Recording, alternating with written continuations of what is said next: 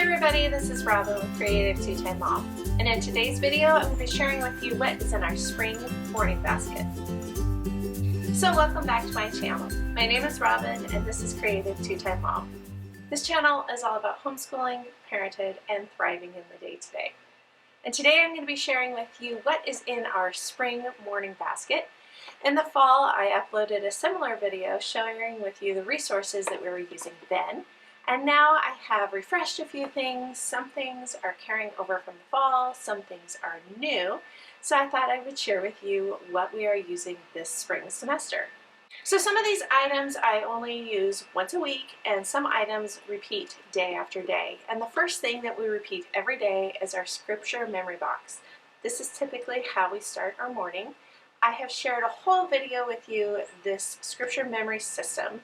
But briefly, we have sections from daily, even and odd, one for every day of the week, and one for every day of the month. So when we have those even and odds or those weekly or monthly dates, those are review scriptures that we have previously memorized. And then our daily is the scripture that we do every day until we memorize it. And I try to do about a verse a week so that we are constantly memorizing new scripture. I will link the full explanation of this box down below because it really has saved us and it's helped me memorize a lot of scripture over the years as well.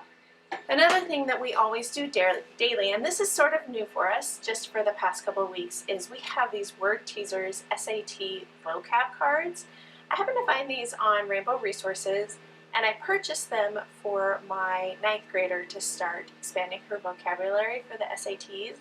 But I didn't know how I wanted to go about it, if this was something I just wanted her to do on her own. But ultimately, I kind of decided this is something that we should do as a family.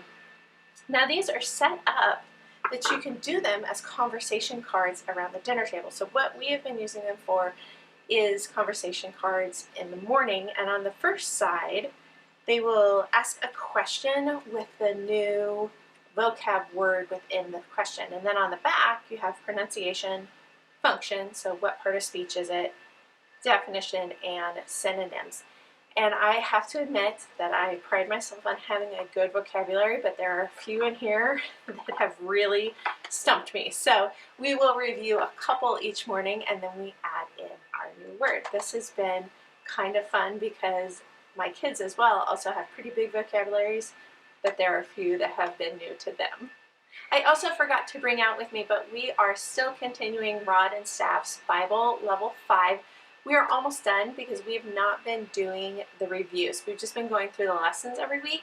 So if you factor in the reviews, it's a 36-week curriculum, but for us, we will finish it in 30. So sometime probably in March or April, whenever Millstone does their annual sale, I will pick up Level 6 and we will continue into that at the end of our year. I don't think we're going to do it over the summer, possibly, and then we will pick that back up again in the fall. We've really been enjoying that. There has been so much growth that has come out of that. My kids today, I'm trying to remember what I was doing. I think I was in our Read Aloud and it referenced a Bible story and they said, oh hey, that's the one we're doing this week. So they got excited about that, and it was fun because it was a lesser known Bible story that they were referencing. So we're getting a lot out of that one. Let's talk about what we do on different days of the week. And on Mondays, we will, I'm really over the years have struggled with Composer. That has been one of the things that's been hard for me because I want to play the composer's music throughout our school day, but my kids are in different rooms, and sometimes when I'm trying to help a particular student, it just conflicts with what we're doing. So I'm still really struggling with that. But I did notice with this semester's composer, which is Vaughan Williams, there are several classics for kids episodes on him and his style of music. So we've been listening to those once a week.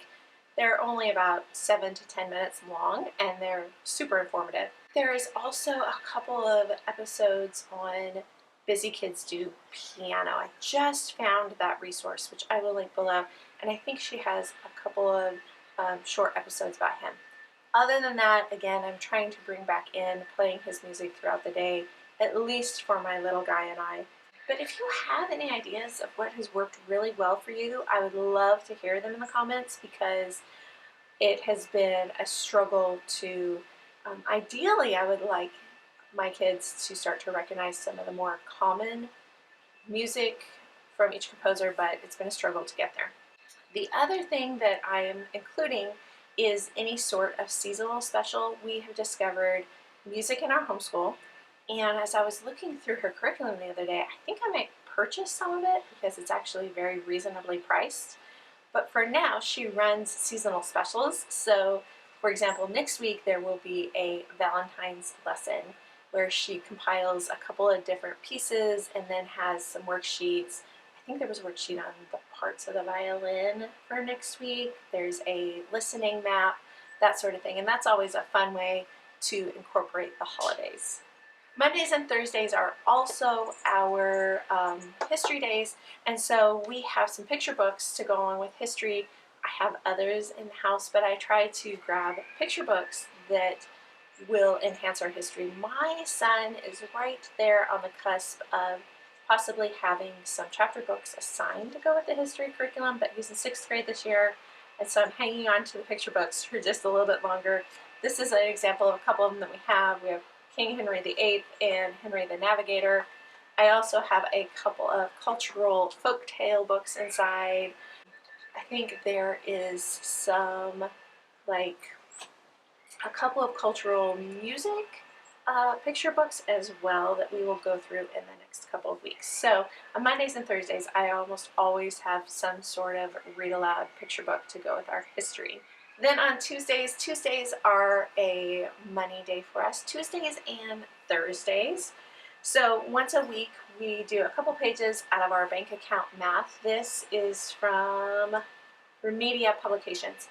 They have a couple of others. We have done the checkbook math, there's a bargain math, a budget math. I had planned on doing 2 of these this year, but I think we are starting to burn out. We're pretty close to the end of finishing this one. So my goal is just to finish it. It's not bad. It definitely covers the information and covers it well. I feel like there are things in here that I wouldn't have known as a high schooler. Mostly I was doing this to prepare my high schooler for life after homeschool, but it is textbook. It is a little bit dry, and that's where we're starting to burn out. So we will just finish up bank account math and not do the second, and I will probably purchase the next in the series in the fall, but for now we're just going to finish this one up. Another thing that we are doing to go along with our money lessons is Managing Your Money by Usborne. We are reading this. This is one of the things at the end of our morning basket, so I read it with my 6th grader, and then my 9th grader reads it on her own. She just kind of gets antsy and wants to get to her real subjects, you know, by the end of the day. So there's some good information in here. At first I wasn't sure. The first couple of lessons I thought, oh, this is way too basic for her. But then it also goes over ATM fees, the difference between a savings and checking account, knowing how to keep your PIN information private. So there's been some good stuff in here that she's picking up from it as well. We're actually almost done with that. So I thought, well, I don't want to drop everything too soon before the end of the year. So I purchased Usborne's Understanding Business. And when we're done with Managing Money, we will go into the business book. This one's broke up into 7 chapters, but they're all relatively long. So I will look at our calendar when we finish Managing Your Money and then just kind of break this up on how many weeks we have left. Here's another couple of picture books. I guess I only grabbed one. This is another good way to incorporate the holidays into your morning basket if you want to do more holiday seasonal stuff. We are just finishing up the Groundhog Day book of facts and fun, and then what I did with this one, we grabbed it for the holiday, and then my son did a unit study on groundhogs and science. So we moved straight into science right after morning basket, and he worked with this one. Once a week, we are doing mind benders. These have been so much fun. In fact, I haven't even had to remind my high schooler. She just goes in her room and works on them all the time. But once a week, I work on this with my 6th grader. He's in level 5, just started level 5, which is recommended for grades 7 through 12. And there's some in here that stumped me, but we're having a good time with that.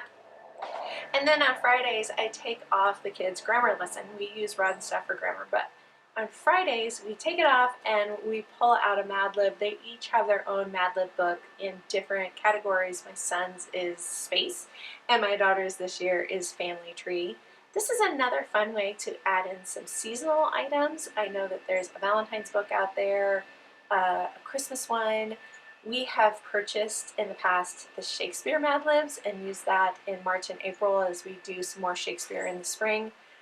This is pretty basic for my high schooler, but it's a nice break to challenge herself. What she has been doing is picking a letter of the alphabet and making sure all her words fit under that letter, which has been pretty comical. Another resource that we absolutely love and use every day is Ambleside Online. We have pulled a poet, so we read one of their poems every morning. And this year, because this is new for us, and I feel like I'm playing catch up with my high schooler a little bit, instead of having a poet every term, we have a poet every 6 weeks. So we're doing the poets from 6th grade and 9th grade. So currently our poet is William Cooper, and we just read one of his poems every morning. Sometimes the kids have questions, especially my 6th grader, because he is a little bit more in depth. We will discuss the poem. Sometimes, like this morning, he just said, "Oh, I understood that one," and he kind of went on to explain to me what it meant, and so that was fun. I don't try to go into a lot of analytical stuff with it, just reading it and letting them hear the rhythm and getting used to that lyrical language.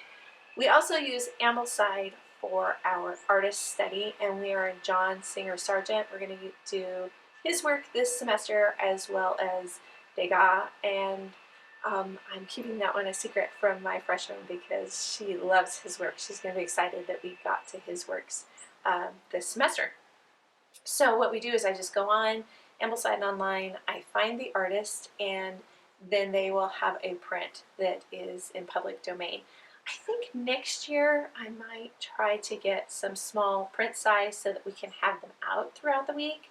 But right now just reviewing the prints every week and then adding a new one on has worked well for us. And it's been kind of fun to see how much we can train our memory to recognize different styles and to recognize different artists. So this is new for me as well as an adult. I'm learning a lot along with them. We also have just some fun items in our morning basket.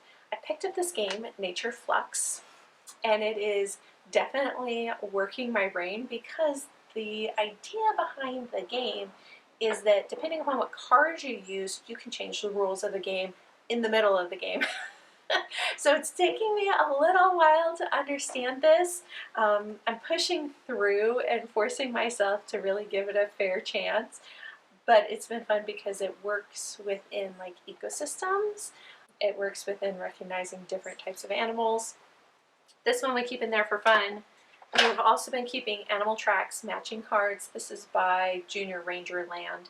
In case you're interested, I found both of these on Rainbow Resources. And this one, you're matching the animal to their tracks. And then, of course, just some Usborne famous paintings. We throw this one in there for fun. It's not focused on any particular artist, but just by looking at the painting, you can learn a lot about like the style and just going through these to glance at them once in a while. Just a fun item.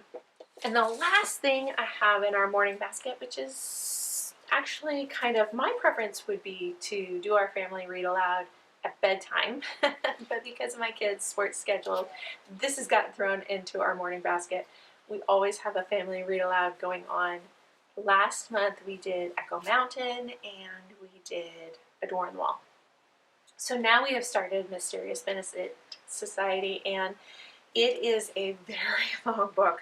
It's almost 500 pages, so I anticipate this taking us probably 2 months, depending on the day. Sometimes we read it in the morning, sometimes we'll read it before bed as a nice wind down activity, but we always have something going together.